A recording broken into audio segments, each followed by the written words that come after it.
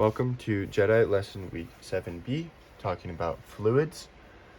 Our question today has a container. Container full of water, but that water is at the same level right here. We have water. It's full all the way to that one line right there. We are working with 3 different shapes of different sizes, different lengths. One of them is right here. One of them's a little more squarish. And then one of them is a nice skinny guy.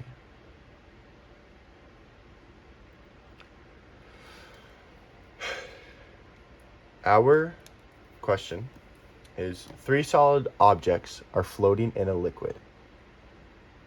They have different weights and volumes, but have the same thickness.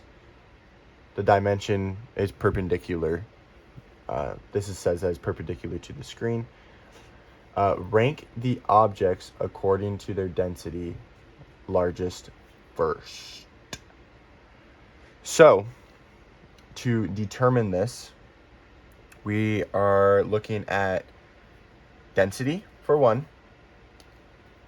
We're looking at the density of our objects, O. We're also looking at the density of the liquid. We're going to use L. We're looking at, and those are both going to be in kilograms per meter cubed, or kilograms per cubic meter. We're looking at the volume of our objects. We're also looking at the volume displaced by those objects. And our volumes will be in meters cubed or cubic meters. We're also going to be playing with gravity, which we know what that is. We know that it is 9.8 meters per second squared.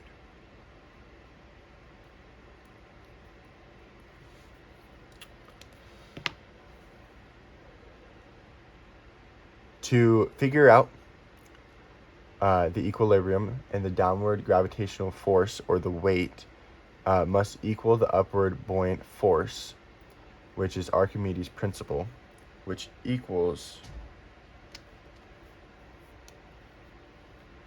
Fg equaling Fb. So, to plug that in, we are looking at the density of our object times the volume of our object times gravity equaling the density of the liquid times the volume that's been displaced times gravity.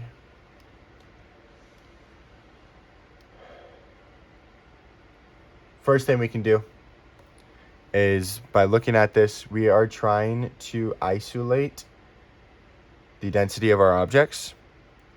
So we're going to have the density of our object equal the density of our liquid times the volume that's been displaced over the volume of our object. Since we have gravity over gravity, they're just going to cancel out in the end, so we can take those out now. Since all 3 of our objects, this one's going to be A, B, and C, are in the same liquid, our liquid is constant. Therefore, the object's density is directly proportional to the fraction of its total volume that is submerged. With that being said, we can take out the density of our liquid, meaning that the density of our object equals the volume displaced divided by the volume of the object.